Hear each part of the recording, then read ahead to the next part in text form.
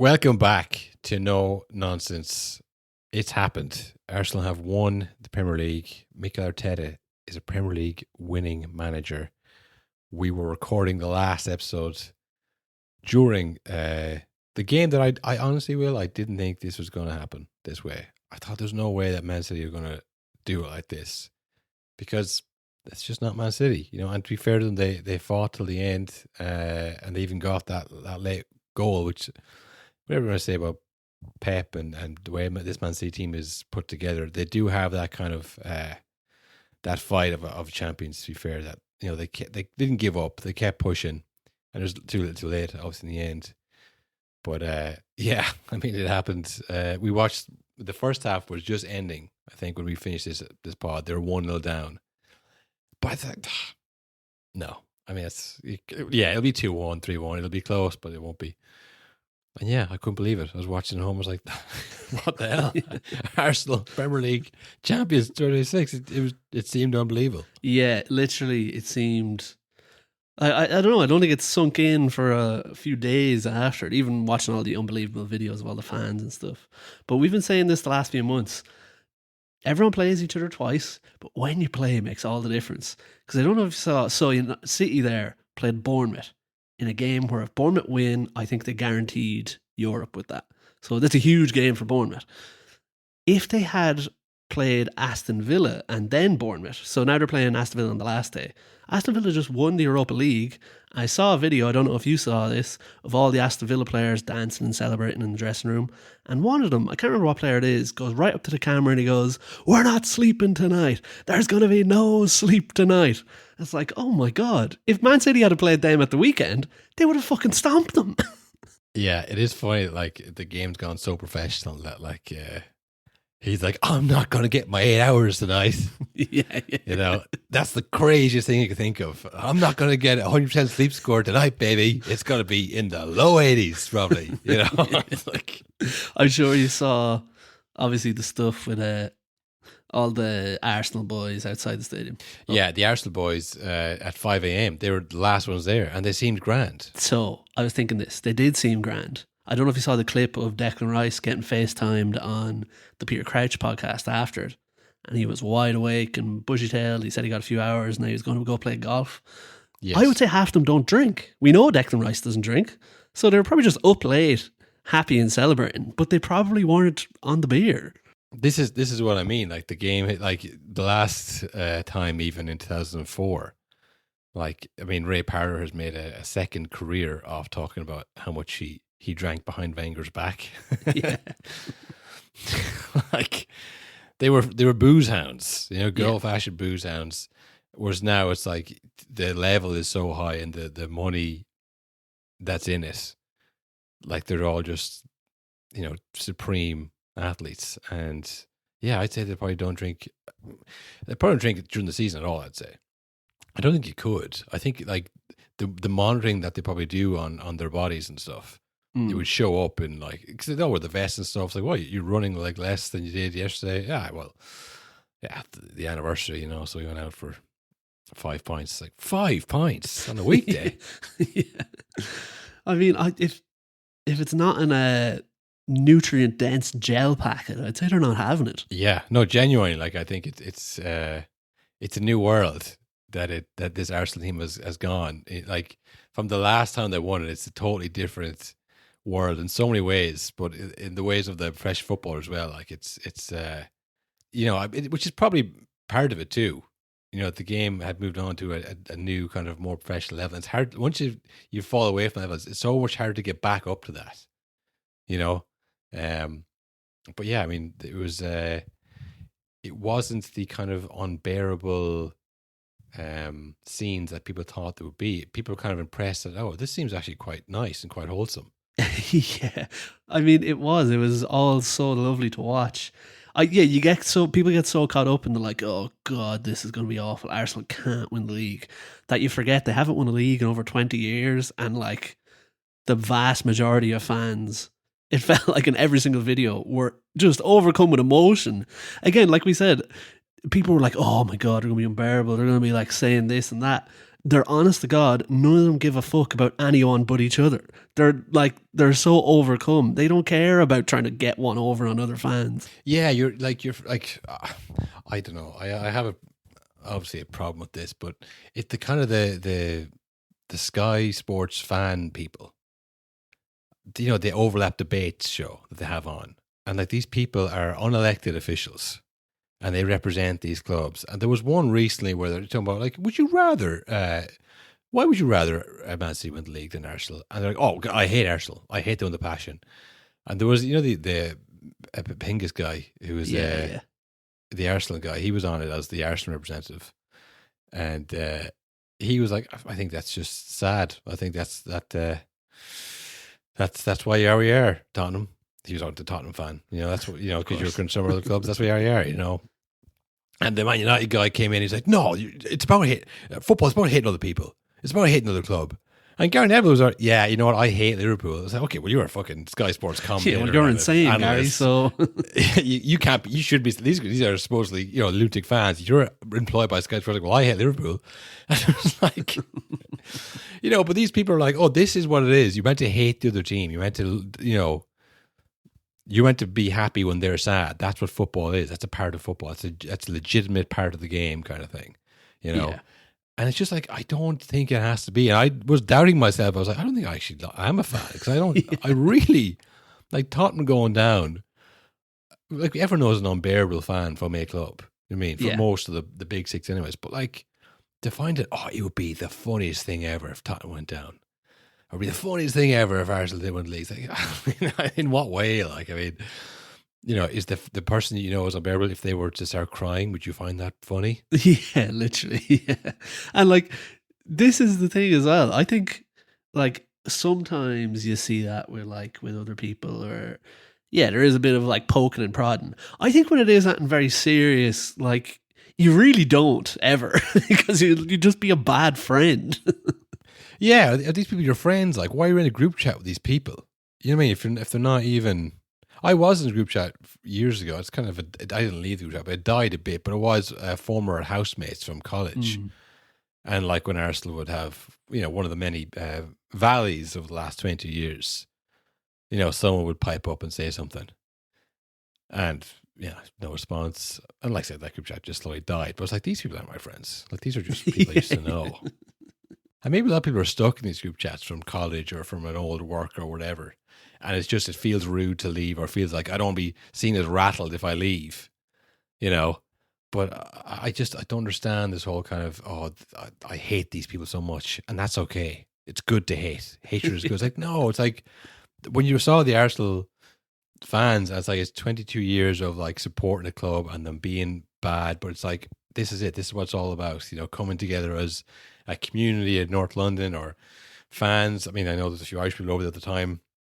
And just celebrate, yay, we won, and you had Ian Wright out in the streets, you had Declan Rice, who was walking amongst the people, taking pictures with the fans. That's what you want to see. You don't want to see this kind of like disconnected kind of thing of fans and players. You want a community, a sense of a club. It's not about hating Man United. It's not about hating Liverpool or even Man City. It's just like celebrating your success. That's what it's about.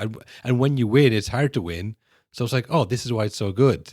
But it's not about like, as soon as you score a goal, turning to the, away fans and going, fuck you, you thought you were going to win, but in fact, it's us who's going to win. It's like, if that's how you derive your satisfaction in football, like, I really think it's not for you. I don't think that's what it's about, or that's what it should be about. Yeah. And it's funny because it feels like the first time in a long time where you saw these kind of spontaneous like celebrations in the streets and stuff, because obviously there's the parades, that's one thing, but I was thinking back, I was like, I don't remember this when Liverpool won the league, but the first one, obviously the big one, was the COVID one. And then the next one, they kind of it was done so far in advance, there wasn't one big moment where it was like, that's it, we've won it. It was coming. So I don't think there was ever a moment where it was like, oh my God, I can't believe we've done it, let's go to the fucking stadium or whatever. So yeah, it was really nice to see. It's like a reminder of what kind of winning the Premier League is supposed to mean. You get so numb to all the City winning And you always see like the videos of like their parades much smaller, and because there's not as big a club. But yeah, it's mad to see like a proper institution like Arsenal winning the big one after so long, and it just meaning so much to so many people. It was really nice. It was such a nice change. And that's it. Like the City won. Like okay, they won it in 11, 12. And yeah, they were like it was a smaller fan base back then. Like they had kind of gone from 2009 takeover to 2012. They won it 3 years, and like, oh wow, we've climbed the mountaintop. That was easy. Yeah, that was too easy. Since then, they've definitely grown as a club and as a fan base and a brand and all that stuff. But like they'd won it a couple of times after that, and then the Pep dominant. It's like they're kind of used to this now. Mm-hmm. Now they were looking towards Champions Leagues and trebles and stuff like that, and it's like it's not the same. Whereas like Arsenal, as well, I think being in London helps because like it's very densely populated. So North London, like it's a lot of people there. So you get that kind of spontaneous people coming out of apartments onto the street, and like it's a street party, And it was the moment too. It was. We've seen a few of these. The one in Vardy's house was it for the Leicester one? The Steve Bruce. You ever seen the Steve Bruce tape? They were all over in Steve Bruce's house. This is like 93 or 94. I think that might have been their first one as well. I think. And it was a similar situation where it's like, oh, we're going to end the drought. And, it's a very specific kind of way this has happened that we have seen before. But I think it was the fact that it was London, the fact that it was Arsenal who were kind of building for the last 4 years. It was the relief of it all as well. It wasn't like, the song all years like, champions again, ole, ole, ole. You know what I mean? Yeah. But like when it actually happened, it wasn't that kind of a vibe at all. I was like, oh, thank Christ. It's over. We've done it. We've got over the line. Thank God. It wasn't this kind of like, yeah, of course we won. It's like, no one was saying that. What I can say, up until that, like they got the equalizer. City got the equalizer. Like, oh, this is going to happen again. They're so good at this. They do get late goals. They nearly scored after. Haaland? Someone, Rodri took a shot. The very last kick of the game. Got pushed over just at the box, which I thought was in the box. God, I don't know if you saw the picture of the video of the Arsenal team watching those final moments. You could tell if they scored there, it was all over. Arsenal were not recovering from that. No, you get the fear in their eyes. Yeah. They were like, oh God, we have to go and win another game. Yeah. That's what they were thinking. It's like, another game we have to play and win? That it wasn't in them. And I think that's it. It was the relief. It was everything just came out in the air celebrations for one, and then the people out in the stadium. And you had Ian Wright there amongst the fans, another kind of true champion of the people who can go out amongst the people, and he's not, hassling. It's just like, what a great guy. When I was seeing those videos of Ian Wright, he had a great line too to see him where he's like, can we celebrate now? Which was great. The other one was, or when I was watching him just with the people and the way he was talking and that, it just was so striking, the difference between how he is and like say the Roy Keanes and the Gary Nevilles or even Jamie Carragher, where it's like they all feel like they're a hindrance or a big dark cloud over the club. Whereas like you never hear Ian Wright saying anything negative about Arsenal. Even if it's all going to shit, he'll never put any of them down. Like, yeah, I think though that United team, and especially the Fergusonites or whatever, and the people without Ferguson on top of that, like it, to be that dominant for that long, you're not a normal club where you have a good team that hits a peak and then you kind of fade out. Like to maintain that success, it's just like it's a ruthless environment. The standards are just like unyielding all the time, and it's hard to kind of and you attract people like that. Ferguson wanted people like that in there, so it was partly that he molded these people, partly they're kind of intense individuals as well. And they, I don't know they have a lot of capacity to be happy about football. I think that they look at it as a battle, and it's like this should be hard, this should be difficult. And nothing is easy. Everything's hard earned. And once you win, you're back in the training ground, going for the next one. Like that's how they did it. Whereas like Ian Wright was a unbelievable player, and he won in Arsenal, but it wasn't the same kind of dominance that he had with that Arsenal team, and obviously with Palace for years before that. So, yeah, I don't know. I think the United ones are just a rare breed of people, and the fact that they're just kind of miserable and kind of, you know, the high standards and all this kind of stuff. Always they can't ever, like Roy Keane getting so worked up about a quote he misheard. You know. By the way, I saw the longer version of that clip because I'd only seen the bit we were talking about. He gets so angry about that. He starts swearing. He says fuck on the overlap. He's like, why the fuck is he going on the floor? Yeah.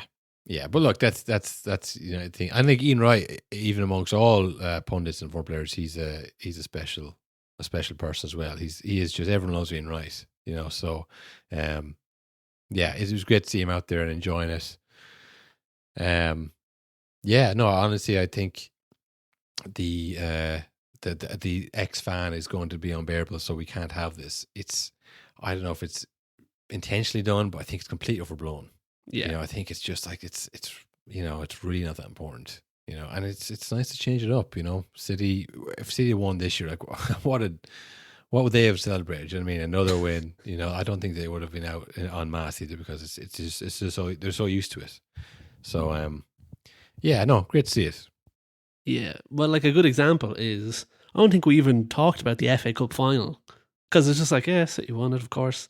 Like, couldn't care less. Like, but now, like you said, Arsenal win is great. It sets up a great next season where there's all new managers across the board, and it's like the idea of all of those clubs trying to stop Arteta's Arsenal. That's a great little story for the season. Yeah, I don't think this is the start of a dominant dynasty. Arsenal team. No, because it's same as the Liverpool one. Like, just the emotional effort it took to do this. Like, you know, obviously Liverpool did it after 30 years, and you know they had they come close. I think that was the year before they'd come close to City. Yeah. They won it in 1920. It was 1819. Was that 97 points? I think so. Yeah. Yeah, I think like they had come very, very close, and then when they won, it was like, oh God, we did it.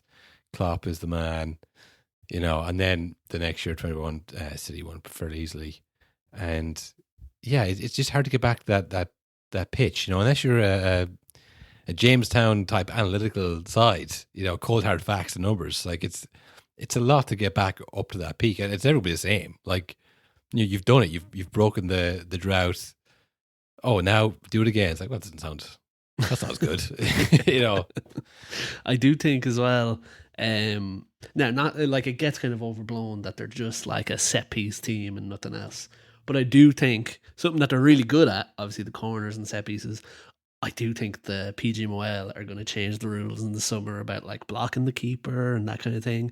And I actually think that could be a reason why in the last few weeks Arsenal started going short so much all of a sudden, because they're probably like, right, well, we can't keep going to the same well. People are going to figure it out.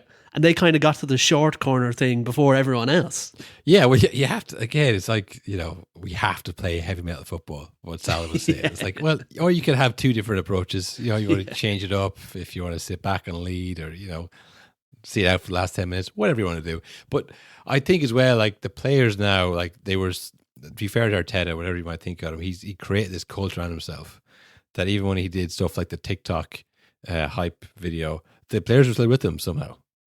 You know, like he's like, listen, trust me, and I'll bring you to the promised land, and he has. But I think at times during the season, some of those Arsenal players must have been like, we don't have to do this every game. Like, there is some games where you could just, you know, or even when they were doing that training thing with like the pencils and stuff like that, for sure one of the players was like, this is bollocks. Yeah, and then when you go out, it's like, right, lads, keep it tight, no mess. And it's like, you know what, I'm a fucking unbelievable player. Yeah. You know, like, I can do anything. I could make a rain out here if I wanted to. You know, like Eze and Odegaard, I think as well. Maybe that was his silent protest where he kept coming off the bench. He's like, well, I'm not going to fucking just pass it back I'm going to try and get a goal here.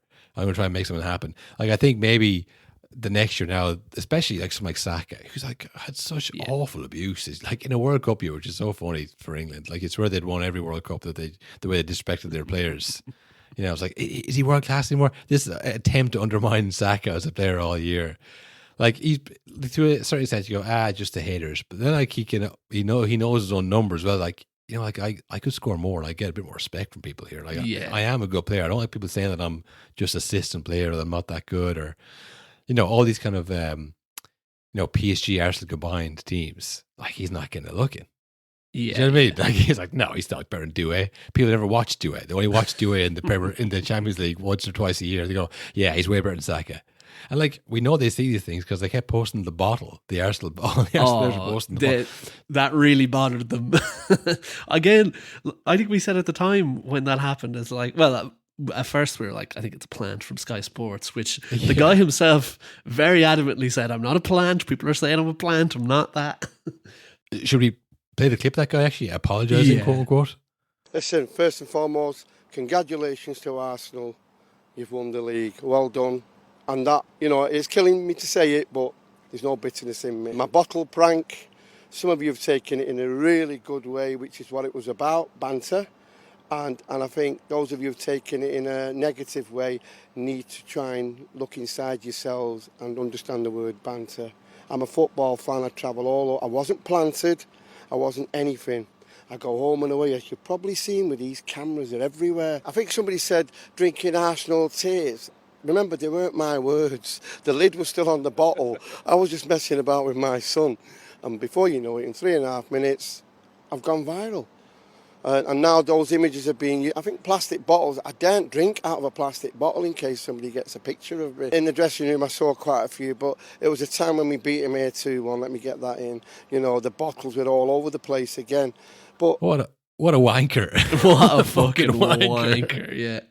Hey, maybe learn to take a joke. It's like, you weren't joking. But like, it's this is the kind of the hatred in football. It's all part and parcel. This is just banter. As Richard Keys famously said, I believe, it was just banter, guys.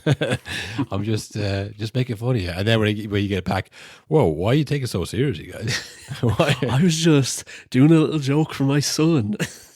Yeah, I was just drinking your tears because I find the fact that you're crying and sad quite funny, but you guys took it serious. Yeah, I mean, it's fine. Because Arsenal won it, but yeah, I just think if they're seeing the bottle stuff, Saka is seeing like you're overrated, pal. Yeah, you're not actually that good. So I think the next year, when they're like, okay, Saka, what I want you to do is nothing, and I want you to pass it back to Declan Rice, and he's going to win a corner, and then you're going to kick corner in, and then Gabriel's going to head. He's like, well, what if I just like went by the player who I know I'm better than, 1-on-1. Stuck in the net like he used to in 22-24. We're playing Burnley, Mick. Did you know that? Yeah, we're going to play fucking Hull. Like, I think I'm better than the Hull left back. I don't know who he is, but I know I'm better than him. I don't need to win a corner off him. Maybe that'll start happening. That they've won the league now and they think, well, okay, maybe we can, spread our wings a little bit here. Shackles off. No, back to set pieces. Great. People are still making fun of us, even though we're champions, people are still calling us boring. Yeah, it's. I do wonder where it's going to go, but I did think it was interesting seeing so much Arteta stuff this week that you kind of forgot about. Because obviously, like, when you're not winning the league, and even like up until the end of the league, all this extra stuff he's doing, and all the the dog called Wayne, and this, and all the mad cult stuff. It all seems so crazy. But then when you do win the league, it's like, fuck, he's really instilled something there. I don't get it, but he's done it. Like, I saw the clip, which I'd totally forgotten this was how it happened. I saw the clip from All or Nothing 5 years ago where he introduces North London Forever. He's like, I want that song played at the start of every game. I was like, I've totally forgot that's how it happened. Like, it wasn't like a natural, gradual thing. He said, I have an idea, and I found, like, I will say, a very overly kind of sappy song. But then you hear it playing in the streets when they've won the league. He's like, fuck, how did he know? Yeah, like, this whole thing is Arteta. He is the overwhelming kind of main character of this title win. Yeah. Like, usually it's a player who had, like Salah last year. Like, it was Salah who won the league, it felt like. Do you know what I mean? Even though everyone else played a part and, but like Slot was overlooked. It was Salah. Oh, what a player. No one's saying, like, should Raya or Gabriel be the player of the season? It's like, neither. Come on. No one wants to give it to a centre back or a goalie. Even though that's not right, but no one wants to say that, but no one's going to give it to a centre back or goalie. It's Arteta. This whole thing's Arteta. He got rid of the Aubameyangs of this world. to say, right, I want people who are going to defend and are happy to do set pieces and give up their own personal stats. And like, it's funny because this year it's been better for the other fans than it has for Arsenal. It feels like the other fans have got to enjoy Arsenal balling the league numerous times, even though they didn't. And for Arsenal fans, it's been an awful season. It's just like so many been wishing for it to be over. The relief is palpable, but it wasn't enjoyable. But they've won it, so it's all good. So it's like the previous 4 years, I guess, is the most of the journey. The coming second, and there was good moments in that. I mean, I think the best year was probably 23-24. That was the best version of this side. Yeah. And City were just marginally better. That's when they went on that like 10-game winning streak and they drew one and lost one. And I was like, bottlers. And that's when the whole thing started. It's like, well, that's not right. It's like, sounds like you're getting emotional, pal. It's like, no, I'm not getting emotional. I'm just saying, how is losing one game bottling? It's like, because you didn't win the league. And then the next year was Liverpool. I was like, yeah, bottlers again, second again, ole. I was like, oh, fuck this. This isn't fun anymore. And then this year was like, oh, God, if they don't win this year, it's been the worst of all. But yeah, I think the other years, other fans were genuinely worried about Arsenal in the league, and they got to enjoy the journey, but in the end, they fell the final hurdle. And this year was the opposite. All year long, everyone's like, oh, this is going to be great. Another year, Arsenal comes second, all throughout the world. Arsenal like, oh, no. But then they won in the end. So it feels like it's been a 4-year journey, and this has been the hardest last leg of it. But ultimately, it's been worth it. But it's all down to Arteta. Everything, like say, from the song to the players to graduating from the good stuff they played a couple of years ago to just, the necessary stuff of set pieces and long throws and wind down the clock. It's all from his mind. And you have to give him massive, massive credit. Oh, yeah, 100%. And you know what I thought was nice as well? A nice touch from him. I don't know if he did it on purpose, but I didn't see a single picture or video or anything of him throughout any of the title celebrations on the night he won it. He was like, I think he very much was like, this is about the players. A lot of people are going to be talking about me. I don't really want to be the face of any of this. So I thought that was a nice touch from him if he did that on purpose, which, again, we know he's a psycho. He overthinks every little detail. So I'd imagine he did do that on purpose. Yeah, I heard it because the videos of them like celebrating the win and I mean that one we played the clip of that where just before the final whistle goes and Cappy is like abusing the ref and it gets picked up on the mic because the last thing you can hear is puta. It's like, oh. But he wasn't there for any of that, and they asked him, "Oh, where were you?" He's like, "I was meant to be there, but I decided to stay home with my family." I think probably because he knew that there'd be, he'd have to be the face. Like if Man City had won it, that he'd have to put a brave face on it, and he knew if he was there, he would have maybe had a mini breakdown, and that would have he couldn't handle it. It's like he couldn't handle that, and then like. He would have had to do the Declan Rice role of saying it's not done. Which I know. Listen, I made fun of him at the time for doing that, but I mean that is now he's done. It's like if the Gerrard we don't let it slip here, and they went on to win it. It would have been iconic, absolutely iconic moment. That is kind of a pretty iconic. The slow mo. This isn't done, and I forgot that the Haaland look at the camera was him then also singing. Yeah, I've got a feeling. It's like whoa, he really was confident. I mean, we all were. Yeah. I mean, because there's 2 clips of Haaland. There's that one where it did feel like, oh, fuck, it's happened. And then it was after the Everton game where they drew, which was where it really ended, to be fair. After that game, where Haaland kind of half-heartedly is like, we're still in it. But it wasn't like the Declan Rice one where it's like, I think he believes that. The Haaland one is like, he's trying to reassure the team and you can tell no one's fucking buying it. It's over. Yeah, I think he went over to Gahey, obviously, for that game, and gave him a kind of a pat on the back, and it's not over, and Gahey gave him the no-look pat back, like, yeah, thanks, man. Mate, you don't need to tell me. I ruined it. I know. Yeah. Oh, yeah, I'm sure it isn't over. I'm sure this isn't going to haunt me forever. Yeah, we won't do this again. Yeah, I mean, it does feel like the end of an era, really. Obviously, Pep is leaving. It's a new one for.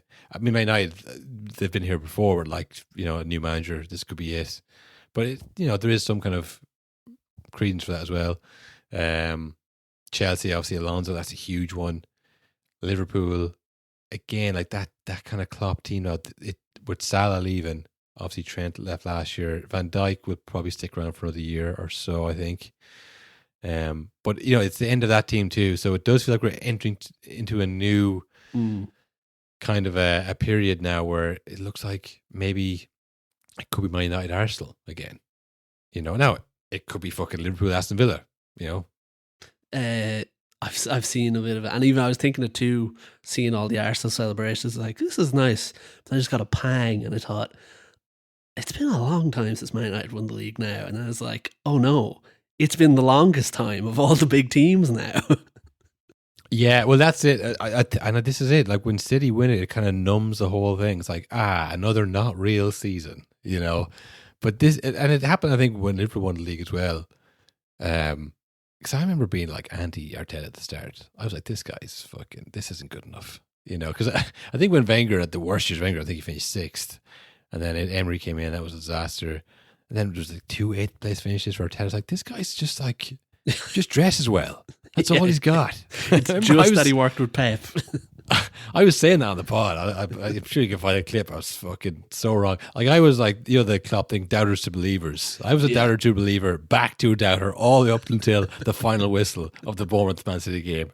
And then I was like, doubter to believer to doubter to champion. I'm a champion. But like, I had lost all faith. Like, this is done. This whole project is just, he's gotten us so far. But yeah, it does. I think it makes it real for Man United. And I think with Pep leaving as well, it does make it real for a lot of the other teams. Like, maybe it's a bit more competitive now again. But I guess it'd be interesting to see where City go from here as well. Yeah. I mean, like, it's in that Bournemouth game. I thought Rodri had a terrible game. And I was like, they don't really have a replacement for him yet. And I was like, God, like, when you look around the team, like, obviously Doku and Semenyo are great. Haaland's obviously unbelievable. But it's just like, geez, when you look, it's like, I could see this team finishing anywhere from 1st to 5th in any given season. And it's the same, I think, with any of the clubs up near the top of the table. It's like, I don't think any of them are stomp the league level. I don't think there's anyone like that now. Yeah, the Man City dynasty is definitely creaking now. I think, and maybe I'm thinking too much into it, but seeing the kind of the joy of the Arsenal fan base and the celebration, the street party and stuff. And again, City have fans. I'm not saying that this wouldn't happen with City, but it's gone so kind of routine for them to win it that they don't have that. That might be the difference of attracting a player like an Elliot Anderson, who you assume will have the pick of all these clubs to go to. Would he be thinking, wow, might I won the league at Man United though? Which, last year or a couple of years ago, you would say, well, that never happens. It's going to be City. But now with City not looking so good and Pep leaving, it's like, well, there's no obvious choice. I mean, like that line of thinking, yeah, you could go to PSG, you could go to Madrid, you could go to fucking City. But that line of thinking is literally, he said in interviews, is why Bruno Fernandes is at the club. Because he's like, it would be pretty incredible to be the guy who did it here, though. And like, even like the way Casemiro has left the club now, I saw he said in an interview, it's like moving to Manchester United is the best decision of his career. And it's like, you don't really get that at the cities or any of the other clubs like that. Whereas, like, again, Elliot Anderson, he could get that at United, he could get it at Arsenal. It's like, I don't know if you get it at Chelsea, but there are clubs, and I do think it changes your mind. Yeah, I mean, I guess for Elliot Anderson, this is the move of his career. Yeah. So it's a very important one. And he gets this wrong, no Madrid. That's how it works. If you are like a footballer like him or a Warden or who, like, you're like early 20s, everyone's looking for you. This is going to be your summer to move somewhere. Like, yeah, you want to go to a Bayern Munich, to a Barcelona. Like, give me the most trophies, give me the most money. This is where I make the best of my career. Like, the move to a romantic club won't be advised by anybody in his family, in his professional staff. It's going to be like, go to fucking Bayern Munich, go to City, go to the most money, the best chance of winning. So I'm not saying that like you should go for the romantic one. Maybe people will go to a club they don't think is going to win. I just think it's like there isn't an obvious choice. Like even Arsenal, like I say, I don't think this is like, wow, this is the most dominant team we've ever seen. It's like, they could win it, but maybe United could win it. Like, you have to kind of think about it. But the deciding factor might be, wow, and if he did win it here, wouldn't that be great? Now, he might end up going to City nonetheless, because they'll give him the best money. They might give him the best, presentation or whatever, and say, look, this is how we've set up the club. This is our plan for the next 5 years. They might blow them away with what they have planned, or whatever.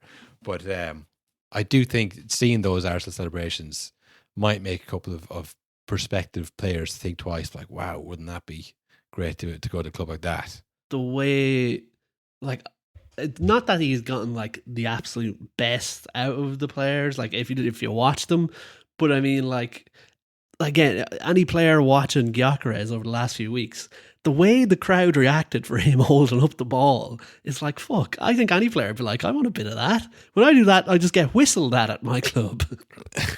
Yeah, but that is, I know they hadn't won at that point, but that is success as well. That is like the crowd thinking, I don't care what he does because we're going to win the league. So if this hold-up play gets us to the league, that's the best hold-up play I've ever seen in my life. If you're, languishing in third or fourth, hoping to get Champions League spots, and he's, holding up the ball, doing nothing with this. Yeah, get this guy out of my club. That's the chance in again. So yeah, I mean, it's always tempered by that. But yeah, I mean, I don't know. I think for Arsenal, or for Arteta, I should say, like, I think he used to get the best out of these players. Like I said, 23, 24, you had like Odegaard, Martinelli, Saka as well. Like, they're all playing great stuff. And then he was like, well, that didn't work. So, how am I going to win? And he just said, right, I don't need you to do anything. I just need you to do fucking what I tell you to do. And they did it. And they won the league. So, yeah, maybe he'll surprise us all now and say, right, now we have the league and the money comes back. I have all the other things I want to do and plans that I think can work, but I doubt it. I think they'll stick to my nose. And I think the rules will probably be differently enforced this year, because the refs have probably been the biggest losers this year. They've had the worst year. Oh yeah, and I mean, like we said before, you need a bit of luck. I do think Arsenal were incredibly fortunate this season. I knew they hadn't got a red card. Arsenal hadn't conceded a penalty all season. That is mad. Yeah, although people keep saying this, the red card thing. Brighton no red cards, City no red cards. Yeah, people just conveniently leave that out. I mean, it's no big grand conspiracy. It's just the refs aren't that good sometimes. Yeah, and Arsenal got rolled last year with different decisions. Yes, that was last year. Was the Declan Rice getting the way of the ball, and Trossard getting sent off for kicking the ball away. I think it was a City player kicked the ball away in the same game, didn't get sent off. So it's like, yeah, I mean, and they did stupid stuff this year as well, and they got away. Like, I mean, obviously there was the Gabriel headbutt in Haaland, but do you remember Gabriel punching Voldemort inside the head? Yes, I do. I remember we were both literally in shock. But then we put that as a thumbnail. Like, look at this. This is crazy. So like they did make rash decisions, and even Trossard in the last game pushing the Burnley player, he was getting rattled. It's like, why are you doing this? Like, it's just, they have been lucky. But I just think it's mad, because City no red cards, Brighton no red cards, but no one ever says that in their little TikTok compilation, which is insane behavior, by the way.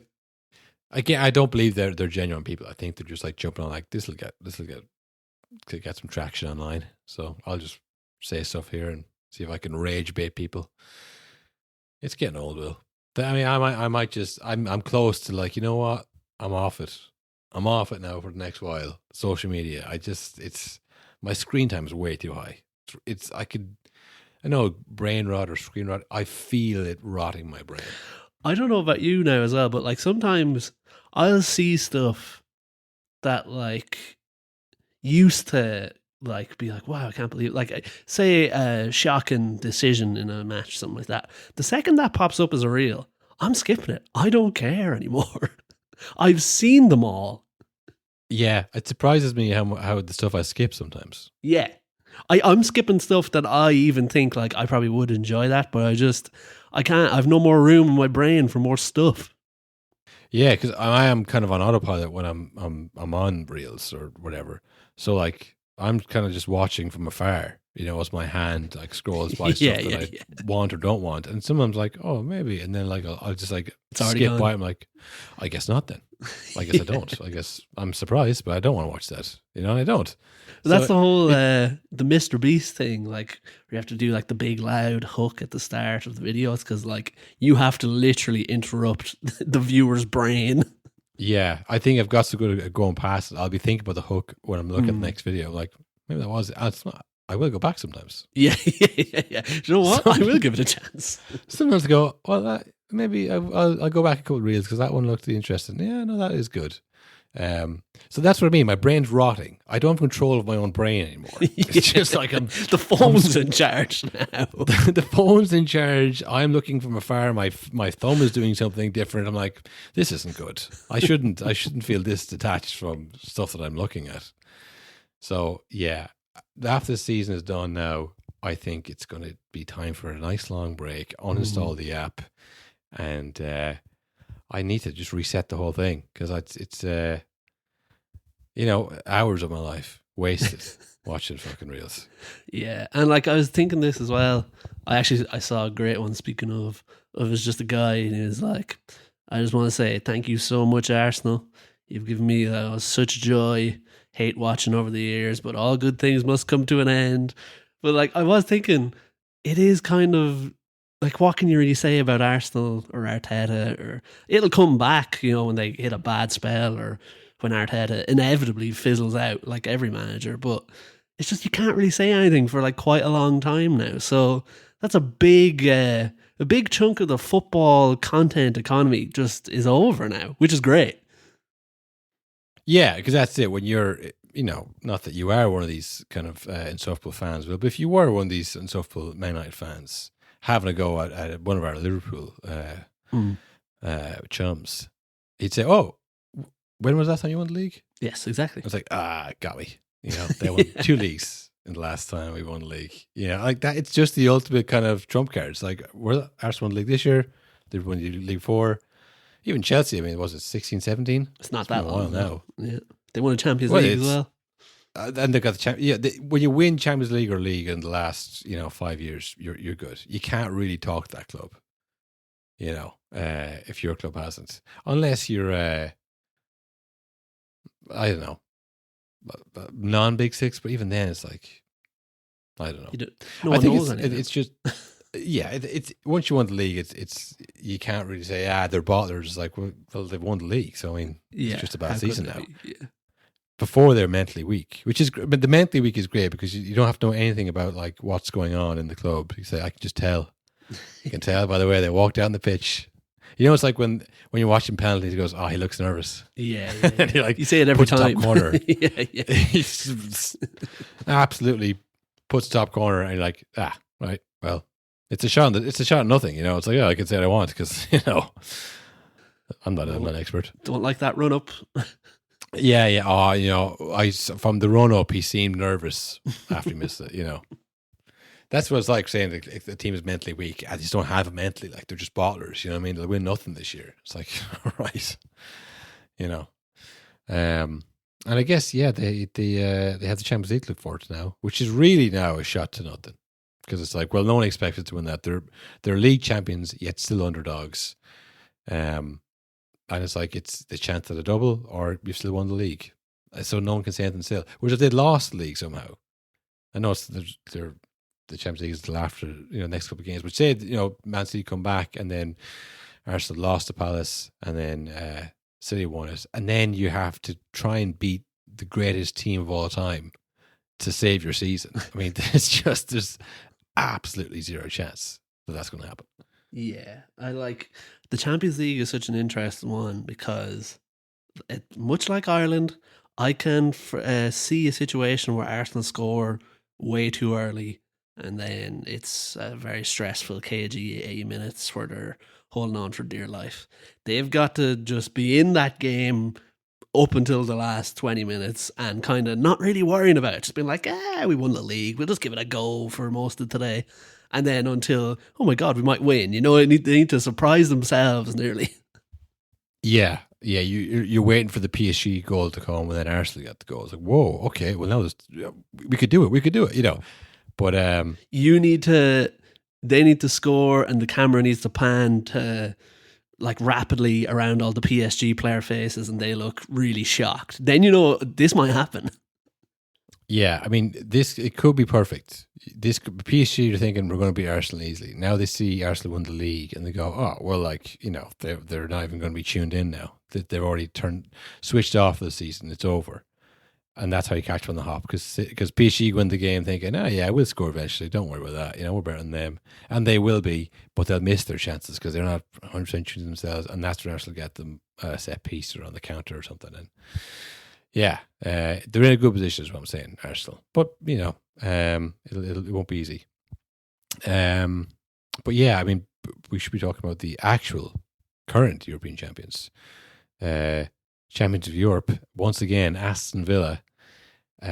Spanked Freiburg, absolutely spanked them. Look, it's great for Aston Villa. You know, yeah, I know what you're going to say. It's great. It's like people who are, you know, maybe 20 years older than us. It's like, this is great.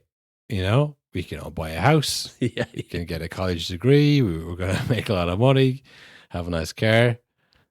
It can't go on forever, though. There's something fundamentally wrong here, you know. I mean, English team in Europa League, they're going to win it. Just no one else can compete. Even like coming into that game, it's like, well, Aston Villa are going to absolutely hammer Freiburg. They can't compete monetarily. Yeah, there does seem to be like a looming thing here. It's like, this isn't, you know, without teams like Sevilla dropping down from the Champions League, there's no one to stop the 7th place Premier League side. Especially, you know, I mean, like, again, Aston Villa were in 4th, and they thought, why are we bothering here? We can just put all our focus in the Europa League, and it's the same fucking result. And that's exactly what happened. So, yeah, it's a major issue. I mean, even if Nottingham Forest had gotten by Aston Villa and got to the final, I think they would have hammered Freiburg as well. I think they'd have won for sure. Now, Aston Villa were good. I'm not saying that Aston Villa were bad and they still won. Aston Villa were very good. Did you see the goal, the corner routine? Yeah. Did? You know, they well drilled. Unai Emery, he loves his competition. He knows the competition. He loves this competition, especially with teams with Villa in it, which is mad. That's true. And those were the teams with Pau Torres playing for them. Yeah, he's got a system and it works. I thought he was really flexed at the end there when he brought on Jadon Sancho. I was like, look at this. That was like no hands. You know what I mean? Like, here's one for you. That is Jadon Sancho's 3rd European final in 3 seasons. He's a machine, you know. It ruined him. But yeah, I mean, like it's there's a big gap there between like the 7th or 6th Premier League team and, you know, the 5th or 6th German team or you know, the 3rd place Belgium. Like, it's just financially, it's not really fair. And yeah, you'd wonder the Conference League, because it's a slippery slope to go down to be like, all right, we're banning English clubs from the Conference League. You know, you're too good for this now. It's like, oh, you know, because like it's good now, but they could dip, and you know, and you're denying. It's, I don't know, it must be employment law or something. Something has to be kind of tricky about that. But right now, it seems like there's a massive gap there. Like Crystal Palace, if they win it, will that be the 3rd English team in 3 years that won the Conference League? I think so. Yeah, Chelsea and West Ham. I mean, like, as well, Crystal Palace are playing Rayo Vallecano. They're going to fucking hammer them. And then it's like Crystal Palace are in the Europa League. Guess who's going to win the Europa League next year, probably? Well, unless they come against Nottingham Forest or, you know, another English team. Like, that was real. You see that oftentimes competitions like Bayern versus PSG. People think that was the final of the Champions League, you know, because, you know, the other side of the draw was weak. But like Freiburg, I was surprised at how bad they were. I thought maybe they might have something. Now, it was a couple of years ago, obviously, Leverkusen got the final against Atlanta, so no English team involved there. So not like it's only going to be English teams, but there's a huge kind of upset needed for an English team to not make it. That's going to be the norm now. Yeah. And like, I mean, next season, it feels like there's about 7 or 8 teams in the Champions League, another 2 in the Europa League, another one in the Conference League. Like, I don't know. I just think all the English teams are going to absolutely smash Europe next season again. Yeah, well, this is what, the Super League concept, like, it is just the Premier League. The money is all flowing there. All the best players end up there. Not all the best players, but a lot of the best players and a lot of the best managers, all the money. And, it's all kind of pooling there. So, look, again, fair play to Aston Villa and fair play to Prince William. Mm-hmm. Not you now. I mean, the actual Prince William. Yeah. I'm not having a go, He is their resident celebrity fan. Did you hear John McGinn talking after the game? No. Apparently he was in the dressing room beforehand giving a speech. That is weird. The beforehand is kind of mad. And yeah. Like John McGinn, they're saying he's just a regular guy as well. He's a normal dude, who happens to be a prince and who's in the dressing room beforehand. It's like, well, if a normal dude wouldn't do that. A normal dude would just be in the stands at the end. It's also funny too, because I don't know McGinn's political leanings, but like Celtic fan. Celtic fan. So I know that much. You'd imagine, the prince coming in, his first thought was probably like, what the fuck? I don't like him. Well, the prince doesn't know him, probably. He probably is like, who cares? But I mean, look, this is John McGinn's moment. He's captain of the thing and he gets asked about Prince William. How much do you love Prince William? Do you think he's the best royal ever? Do it for Britain, Villa. I mean, that clip of him and Watkins doing the kind of Aston Villa fan TV or whatever. Or Watkins like, yeah, I support Scotland when they're playing. It's like, I don't support England. Hope you lose. It's like, what? Yeah, I forgot about that, yeah. Why would you not want us to win? Well, I hate the club. I hate England. Yeah. He's a good man. John McGinn. He's a professional. He didn't say fuck the Queen or fuck the King. He just kept it quite PR friendly. And I mean, how do you feel about the celebrity fan at a club? I mean, I quite enjoyed Noel Gallagher leaving on the 85th minute before they got the equaliser. Oh, that was nice. It feels like, again, like that was the end of an era. I was so sick to death of seeing the fucking Gallagher brothers. Do you remember they'd have Noel on doing like punditry for the United games? It's just, that was nice to see him leaving early. That was incredible, the early Noel Gallagher appearance on punditry, because there was just no City players that, it's all they had. They wanted to come on or were like TV savvy. Noel Gallagher's confident enough in himself to come on TV, so he'll unashamedly talk about how good or bad these players are.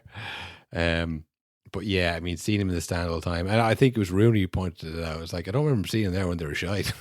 And then Meeker's like, oh, he was. It's like, well, the camera never cut to him, Noel Gallagher. When Noel Gallagher was famous touring the world, it wasn't like, listen, lads, I just want to add in Manchester into the world tour because I want to see the boys playing. It fucking wasn't. But yeah, whatever. Who cares? I mean, he's one I can think of, but with the Prince William one is you know the story about that he wanted to support something different because all his mates were supporting United and Chelsea, and he was like, I want to support something else. I want to support Aston Villa. Yeah, something a bit less. I don't know. Yeah, he just wanted to be a bit different. He is. He's just a different guy. He's a normal guy. He's not like the other royals who support Man United. Yeah, I wouldn't rule out a massive PR firm deciding on who he supported. Oh, really? Yeah, to be more approachable, be a more regular guy. Like, what the fuck does he have to do with the people? Where's Aston Villa? In Birmingham, is it? They're all the Royals are in fucking the Palace. They're not down in Birmingham. It is, yeah. It's also a team that they kind of, if you were to look at it when he was, what age is he? About 36, around that? No idea. So yeah, I think maybe he's a bit older than that, but I'm gonna look it up. What makes a podcast great? Live Googling. Keep all this in, folks. How old is Prince William? 43. So when he was 13, we'll say 12, 13. That's when they were decent back then. I don't think they were that good though in the 90s, were they? If you were a PR firm, like who's a kind of a team that will always be around, but won't win it, so we don't seem like we're, over the top glory hunters. Yeah.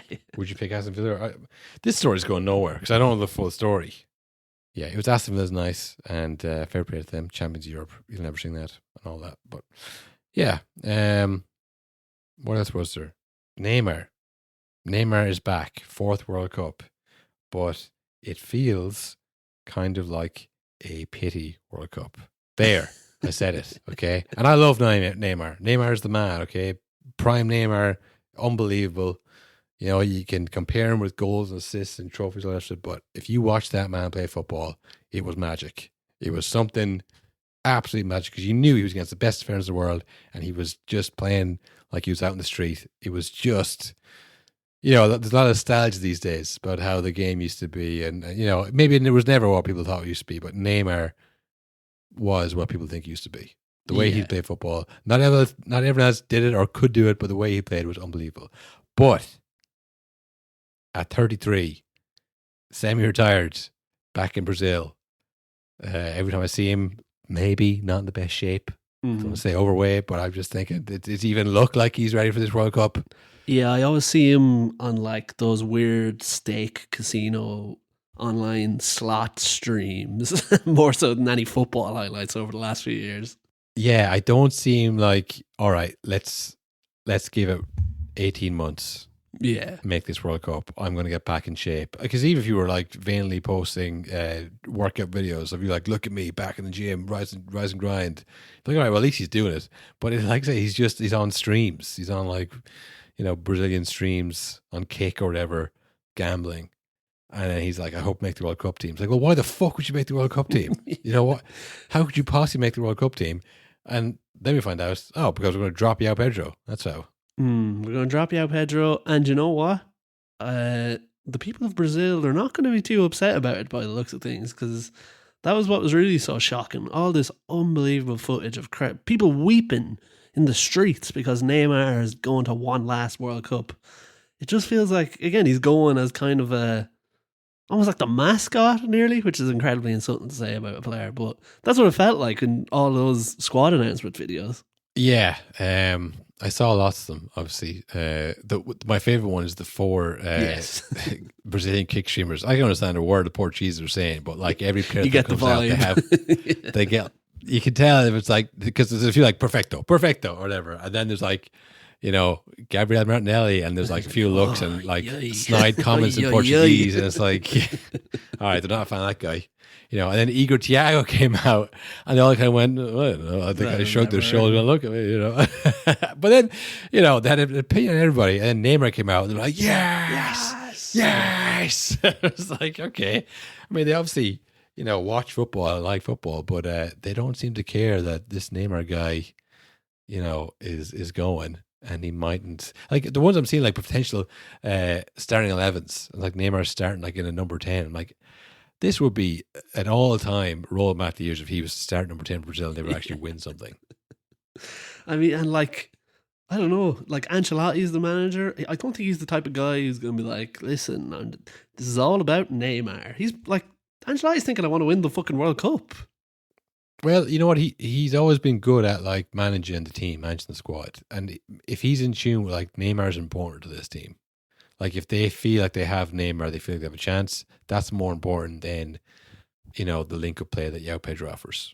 Because they still have good players. You know what I mean? I think he definitely weighed it up because he doesn't have like, no, this is how I'm going to play. And if Neymar's not going to track back, he's not coming. That's not Ancelotti's style at all. He's thinking, what's best for the team? If he thinks that having Neymar there, maybe a slightly more humble, happy to be there Neymar, and everyone's like, oh, thank God we have this superstar with us. We can't be stopped. Is best for the team. Then I think he's probably made that judgment call. But I mean, it's very interesting to see that he still has this kind of cult status there, because again, like we saw in the fucking overlap and all that, like there's a lot of pros like, don't never worry. had it. Yeah, no, he was never got played it. in the Prem, so how could he be if I never saw him play, kind of thing. So, I mean, look, I'm not unhappy he's there. I just kind of find it a bit baffling that the likes of João Pedro Anthony left at home. I know. I can't believe Richarlison that. left at home. But Neymar gets the nod. And like what everybody said was these guys are playing in Spain and in England. It's like surely they're younger, they're at a better physical shape, but it's just the aura. Well, he's aura-mogged them, and he's in the team. Like, I don't know. Did you see Weverton's family's stream? This is the best thing too. Each player's families were watching in these like kind of middle-income sitting rooms. And all recording and then all uploaded for the views. Like Weverton's dad, I think it was, just like collapsed, like went like planked out onto the couch and fell over the front of the couch and were just like crying into the floor. While I think maybe his brothers or cousins were like hugging the dad's like upside down body. It was like chaos because I think later Palermo was like, I'm worried about how good Weverton is because I think his family he were couldn't just believe it. They knew he was in the shake-up. Weverton had rang and said, listen, I think I might be in a chance. I don't want to guarantee anything, but like get the camera set up, get the reactions. And my least favorite one was, I think, Pedro's family had the same thing. Well, they were watching it and then they went, oh, what the fuck? He's on the team. And like, that's it. There's no celebrations. Like, Jesus, why'd you upload that? Yeah. Put that up. That's not doing anyone any favours. But yeah, obviously these players, not all of them, but a lot of the younger players would have remembered growing up watching Neymar in 2015. Now, that was 11 years ago now. So like if you're Endrick, you're thinking, wow, Neymar, I'm going to be playing with Neymar in the World Cup. Like that is like probably his dream. Yeah, and like, I don't know, the second I saw all those reaction videos, it did kind of, and like you said, with all the stuff from the overlap this season, and just a lot of negative Neymar talk, like kind of putting down how good he ever was. Like instantly, I was like, oh, of course I want Brazil to win the World Cup. Like, that's what I want. Yeah, I mean, that would be real kind of, you think the Arsenal celebrations were good. Oh, If Brazil won a World Cup for the first time in, 34 years? No, not 34 years, 24 years. 24, Sorry. yeah. Still, similar though. Mm. Like that would be special. Yeah. I mean, I'm hoping, and again, I don't know how this World Cup's going to be, but the thought of a Portugal-Brazil final and like just absolutely crushing one last chance for Ronaldo, that would be incredible TV. Yeah, I mean, I think that Portugal team is really good outside of Ronaldo. Yes, we saw last time. There's a lot of big decisions to be made every second of every game because if he's not playing well, can you take him off? If you do take him off, is all hell going to break loose? Yeah, like they do have decent attacking players out. Like, I mean, you got like the Pedro Neto and Trincao and players like that. And it's like, they're all right. They're decent kind of players. If you had you had a 25-year-old Ronaldo up front, it would really tie the whole thing together. But the midfield is like the PSG midfield plus Bernardo Silva. Yeah. And Bruno Fernandes in front of them. Bruno Fernandes or Bernardo Silva. So it like the midfield is very strong. It's just the attack. I mean, you've got Rafael Leao, who isn't a kind of volume scorer either. I mean, he's not someone who's like Vinicius Junior's get 15 goals a season or that. He's all right, and Neto's the same thing. Like all the skills, rapid, can score, but doesn't always do it. So they need someone up front, and that's why Ronaldo still makes the team as well, because they don't have like an obvious like three players who are much better than him now. But they'll be a tough team to beat. They announced their team as well recently, and no real surprises, I don't think. But England are going to announce their team tomorrow, I think. But there's been some patchy plumbing done in this England communication network, and leaks are plenty. Not really a leak as much as breaking news from I don't know, how would you describe this? Just somebody's come out and just blown it wide open. Harry Maguire's also been told, listen, Harry, I'm announcing the team tomorrow. I don't want you to be embarrassed, so I'm just going to let you know you're not on the team. And, right, well, I don't care if you're embarrassed. I'm going to announce that I'm in it. Hey, everyone, you're not going to believe this. And he's taken to the airwaves and said, I'm fucking gutted, to be honest. Completely shocked. I was not expecting this. They've put me in every season. I was crap, and then I'm back to being good, and now all of a sudden I'm not good enough. Yeah, because he was in the team in March. So I get it as well, because like he's 33. it's Harry Maguire. What did you need to see in March that you thought, that you weren't sure that I was going to bring to the table? You know what I mean? So in his mind, he was in it. Because like, if I wasn't going to, like, he knows what I bring. He knows what I don't bring. He's not come up in March to see what does Harry Maguire do on the pitch. Like, I played for Man United, for Christ's sake. Everyone's seen every game. Yeah, everything I've done has been analysed to death. Just live in the world and you know who Harry Maguire is. Okay, so he probably thought he was going. So I can understand why he's shocked and gutted. It's also rumoured that Foden and Palmer aren't going to the team. Which now, no statements from them yet. Yeah, although I don't know about Foden. Cole Palmer definitely not a statement guy. No, but I'll tell you what, Will, I think they're taking a leaf out of Leo Varadkar's book here. Oh. I think these are fake leaks. Oh, yes. And the squad, no matter what the squad comes at, you're like, oh, that's much better than what I had thought. Yeah, because Maguire's not going to be in it, no Foden, no Palmer, and then the squad comes out, oh, just no Maguire. Yeah. Whereas if it was no Maguire, that would be the story. Yeah. Now, Harry Maguire has taken his own hands to make sure it is the story. But I think there's no way, because there isn't enough better candidates in that position. Like, okay, on that right side or the number 10, you're looking at, say, Saka, Foden, Palmer, Bowen. Is there anyone else I'm forgetting on like someone who's right-sided? Someone who's apparently in the squad, Madueke. No chance that they're bringing Madueke over because he's paid as little as Foden has, and he doesn't have the history or the. He just won the league, Cottle. That changes it. It might do, but you know what I mean. I don't think so. And then those players, Foden and Palmer, can also play number 10. Number 10, you have Bellingham will probably start, and you have Eze, who I think he'll probably go, but it's not like he's clearly better. I mean, I just think there's enough positions there for all those players. I know there's Morgan Gibbs-White. So listen, there probably will be somebody who misses out of those, but I don't think it's going to be all three. I think it's a fake red herring to make it not seem as bad when they drop Harry Maguire. Or when they drop Trent Alexander-Arnold. Well, he's already dropped. He wasn't in the provisional squad.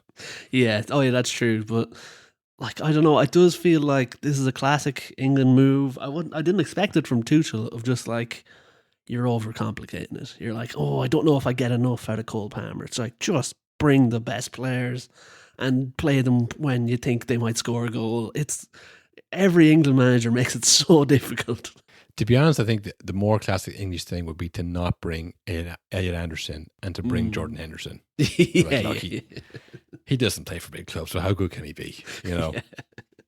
But maybe it's because Nottingham Forest are in a European final, or they were in a European semi-final. He was pretty good all season, and I think they will bring him as well. But yeah, that's to be announced tomorrow. It's a tinge of sadness when you see these teams being announced because you think, the Ireland team should be being announced. I mean, we played a friendly there during the week. I think we played two, did we? We definitely won against Granada.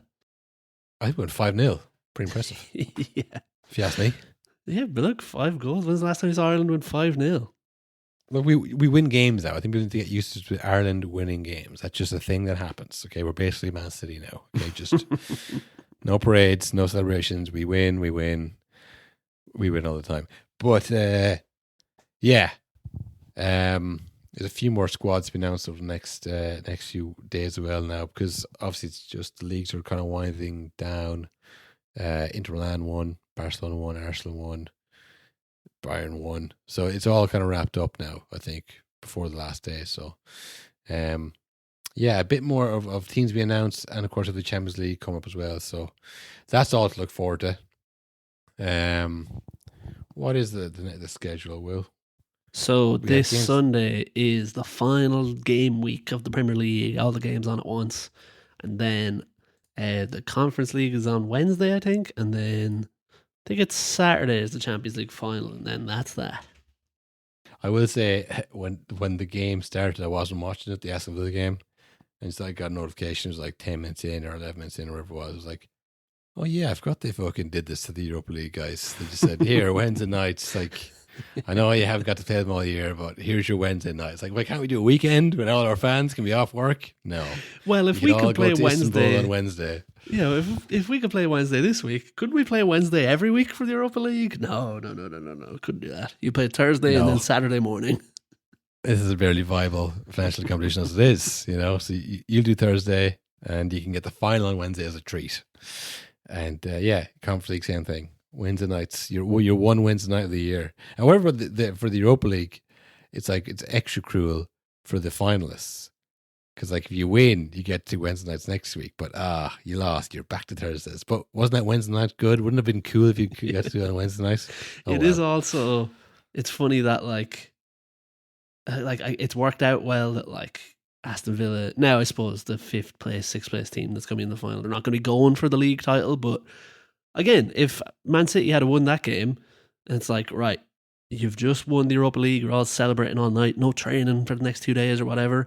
And then Sunday, it's like, right, you're playing Man City and they have to win this to win the league. You're going to get fucking hammered, like. Yeah, no, it would have been a rough one, I'd say. But even now, I think Man City, like, who's going to be less motivated, Aston Villa or Man City? Pep's last game, yeah, maybe. But I think that's not the end to watch. I guess the games to watch would be the Tottenham West Ham fixtures, I suppose. West Ham Leeds, I think, is the one. Although I think Tottenham only need a draw. But yeah, I just think West Ham could beat Leeds. I think I saw Leeds have like 7 players injured, and I'd imagine a lot of those are like, yeah, it's the last game of the season, you don't have to play. So they could do it. Yeah, it's not even that they're going to give a walkover, but like when you're just not 100% tuned in, at this level, it's like West Ham will be. This is it. Like it's gone. You got one more game. You got the last game of the season. You're still in it. Jared Bowen, it's now or never. And again, like I said, Leeds are going to be like, I don't actually care. So he's just going to run you ragged. Yeah, because either way, like, if Jared Bowen makes the play-in though, is he going to be thinking, all right, well, I can have a second chance for the World Cup? Yeah. You know, to get out of this. But if he doesn't make the World Cup side, he's like, okay, right, like I can't get relegated now as well. Like, or else you'll never see Jared Bowen again. So if he doesn't make the play-in, you'll see a monster to prove Tuchel wrong. Watch this, look at this. But yeah, that's probably the game to watch. We'll be watching that Sunday, and then back for another ep Monday, and then it's Champions League then the week. Yep, that's it. And that's that. So yeah, stick with us. Thanks for listening so far. Hope you were enjoying the last couple of episodes. I think we've been throwing some heat for the last couple of episodes, Will. I won't lie to you. I think so, yeah. I mean, it's all happening. You know, when there's easy stuff to talk about, we're probably one of the best out there, I would say. But boy, is it rare there's stuff to talk about. Well, we're not very good at this. Yeah. We don't love this shit, man. I ain't about this life, this journalism life. So yeah, look, thanks again for listening. For all you gooners out there, listen to the pod. I know there's a few. Congratulations, you did it, and enjoy it, mate. As one of the great Spurs men once said. Have a great weekend and good luck. Good luck.